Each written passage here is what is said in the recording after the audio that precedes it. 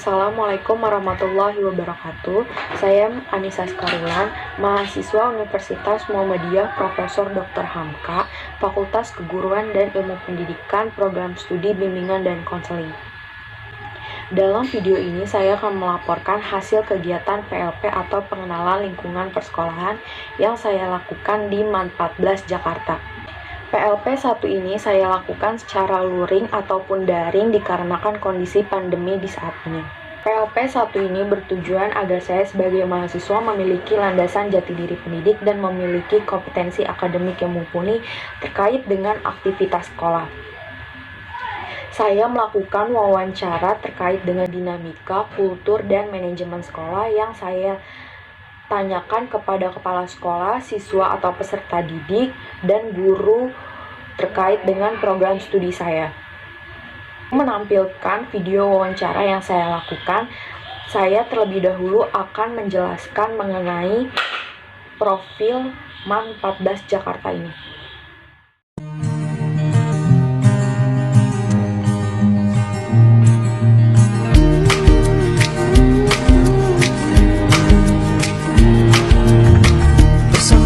Menjadi generasi mencerahkan, bersama kita berbagi untuk pendidikan kita semua. Indonesia berkemajuan. Ayolah, di sini di tempat ini kita berjumpa, berlari meraih mimpi kita semua. Kita impikan di sini. Ayolah,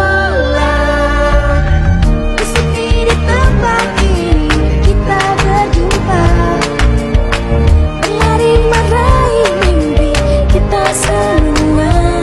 Menuju harapan kita impikan di sini.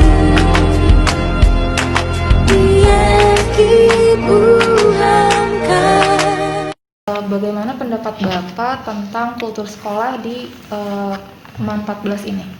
Baik, kultur atau budaya, budaya yang ada di sekolah itu salah satu tujuannya adalah mengembangkan karakter yang positif buat anak-anak kita.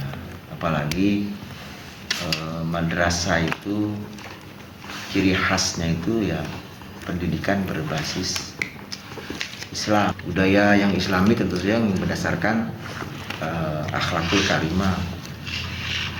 Yang itu yang pokok lah di madrasah itu, dari mulai ada 3S, sapa, senyum, salam. Itu budaya yang kita tanamkan di madrasah kita. Nah, budaya-budaya itu yang Islami, pergaulan yang Islami, berpakaian yang Islami, semuanya yang menjadi ciri khas madrasah dibandingkan dengan sekolah umum. Dari mulai berpakaiannya, pergaulan laki dengan perempuannya, itu menjadi ciri khusus di madrasah kita. Kedua, yang secara umum dengan lingkungan ya 7K-nya, jaga kebersihannya, dijaga keharmonisannya, kekeluargaannya, kegotong royongannya, keamanannya, ketertibannya, itu dijaga betul itu budaya itu. Tapi di madrasah ini kita membudayakan, membiasakan gitu, supaya mereka baik di rumah, di sekolah, kemudian di tempat dia kerja nanti di lingkungan mana saja, kebiasaan-kebiasaan itu sudah jadi budaya dia. Nah, dalam rangka pandemik ini pun kita monitor, ada laporan harian, jurnal harian ibadah siswa. Menurut Bapak, kendala apa yang dihadapin pengembangan kultur sekolah pada karakteristik peserta didik? Ya, kurang komunikasi, kebersamaan antara sekolah dengan orang tua, ini masih kita temukan. Pembagian jurusannya kan ada MIPA dan itu bagaimana cara sekolah ini membagi jurusan tersebut? Kalau aku masih dalam keadaan normal ya, dalam keadaan normal itu kita pada saat seleksi PPDB itu kita adakan tes untuk bisa menjaring siswa yang beneran mau IPA berdasarkan kemampuan IPA-nya gitu ya. Jadi soal tes itu kemudian dengan angket minat. Angket minat itu kita kerjasama juga dengan lembaga psikologi. Bagaimana pengaturan manajemen sistem sekolah Di sini karena ada 2 kampus gitu, tapi untuk manajemen ini di 1 pintu gitu ya. Untuk total guru kan ada 66 guru. Itu memang kita bagi bisa fleksibel, dia ngajar di kampus A atau di kampus B tergantung ketersediaan guru gitu. Nah kenyataannya memang di kampus A itu untuk guru yang dari awal stay di sini gitu itu nggak terlalu banyak, jadi mau tidak mau memang kita banyak kan drop dari kampus A gitu kan. Kampus A kan induk ya, jadi ya itu jadi banyak guru yang ngajar di sana, ngajar di sini. Nah itu memang manajemennya agak rigid juga gitu ya, karena nggak mungkin kan misalkan 1 hari dia ngajar jam pertama ke jam 4 sana, terus setelah itu dia ke sini gitu. Itu yang perlu kehati-hatian di situ untuk manajemen keseharian, jangan sampai dia di 1 hari itu di 2 tempat yang mungkin akan memberatkan gitu. Secara manajemen tidak ada aturan tertulis untuk saya nggak mau di kampus A, saya nggak mau di kampus B, enggak gitu. Tetap 1 atap, guru 14 dimanapun siap sedia. Yang penting saya siap ngatur untuk jangan sampai ada di 2 lokasi dalam waktu yang sama. Kemudian bagaimana evaluasi kerja di sekolah 14 ini? Untuk PKG itu tiap akhir tahun, jadi penilaian kinerja guru itu dari mulai kelengkapan administrasi, kemudian proses dia mengajar di kelas gitu. Untuk acara seremonial di sekolah itu apa aja Bu? Yang pertama, Senin pertama itu upacara, Senin keduanya kita literasi, Senin ketiga kita upacara, Senin keempat separate. Apa tujuan teman 14 ini mengadakan ekstrakurikuler?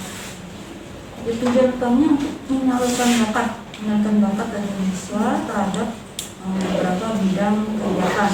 Kebetulan kita di sini ada beberapa ekstrakurikuler, misalnya di bidang olahraga dan seni. Di sini ada eskul voli, ada basket, ada futsal, ada panahan, ada bulu tangkis, ada pencak silat, ada karate, kemudian ada apa lagi?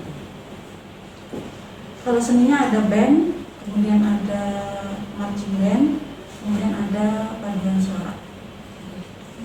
Ini ada lagi ekskul di bidang akademik kayak cheer, kemudian ada lagi English Club. Apa sarana dan prasarana yang mendukung kegiatan ekstrakurikuler? Contohnya kalau untuk olahraga, voli segala macam ada sarananya kan, ada sarana lapangan. Untuk kegiatan kita juga sedia bolanya ya, ada bola basket, bola voli, gitu lengkap. Kemudian untuk seperti kegiatan band, nah kita juga ada alatnya. Kemudian untuk yang kayak banjir bisa pakai pipa, gitu. Jadi kita berusaha untuk menambah sarana yang terkait dengan kegiatan. Dan kebiasaan positif kita bisa ditanyakan. Pembiasaan positif Ya, kemandirian peserta didik. Kalau pembiasaan positif kan pagi-pagi itu setiap pagi kan sebelum KBM ada kegiatan tadarus, kemudian sholat duha, sholat hajat. Kemudian siswa juga dibiasakan untuk memberikan kultum bergantian gitu. Itu kegiatannya setelah sholat duhur. Itu dan kebiasaan pada saat sebelum pandemi kan. Jadi setelah pandemi itu gimana kebiasaan? Setiap pandemi kita punya link jurnal ibadah harian, itu harus diisi setiap.